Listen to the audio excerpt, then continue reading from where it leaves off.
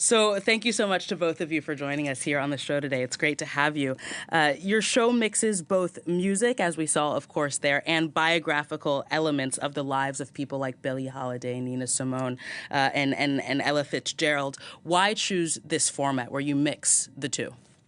Because I think we wanted to tell a story at first. We wanted to, because the show is about the life and the fights of those great voices, those women, and we wanted to come back to the roots of the music we love and we cherish. That is kind of a part of our culture, I believe. And we didn't want to just, play the music and make a concert. We wanted to pay tribute, I think.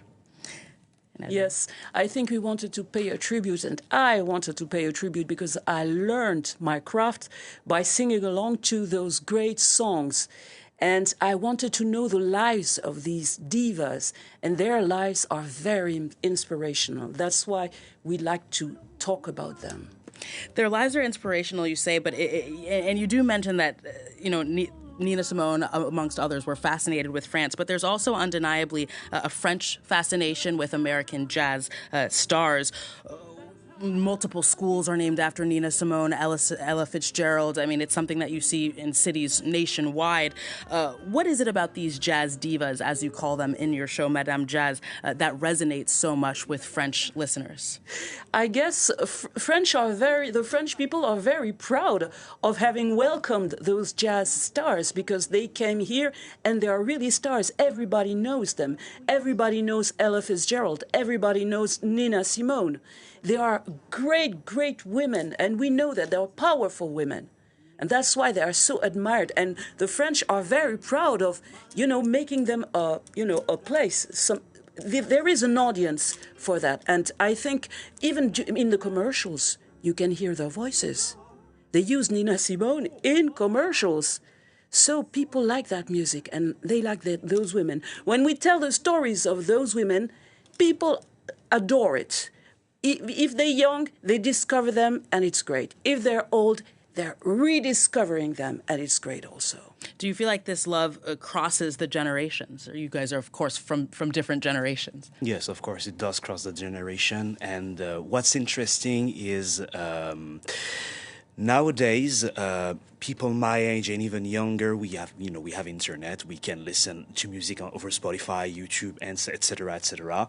And we have a complete different look over those stars because we discover them for what they are, and we see we see the links between music, today's music, I would say, and their music. And even through their lyrics, there's something very powerful about it. And I think it resonates in everybody's ears, You guys are mother and son. It's unusual to see a family duo, at least a mother and a son, performing together.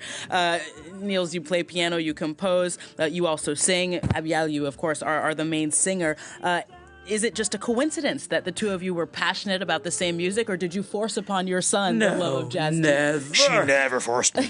Never. No, but he was very curious. And when I was pregnant, I was listening to a lot of soul music, a lot of jazz music. So, he was born in music. I didn't encourage him to be a musician because it's a hard craft. Sometimes it's difficult, but it's a passion for him. No, it's a passion. It's I chose to go there, I chose to go there.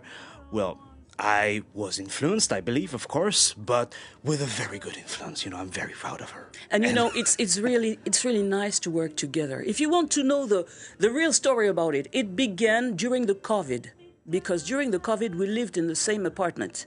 So we began to put up a show of music. It was Prince at the time, and then it became jazz music because we played at the Festival of Avignon, which is a very big festival, theater festival in France, and that that's where Madame Jazze started, and that's why we are together on stage. Certainly gives me my own ideas about how to get my own children into music, into jazz and blues. You two are very much an inspiration for that. That's unfortunately all we have time for, but thank you so much to both of you. Thank you for having coming on the us. show today. And for our viewers who are actually in Paris, they are performing at a theater in Montmartre every Friday until the end of the year.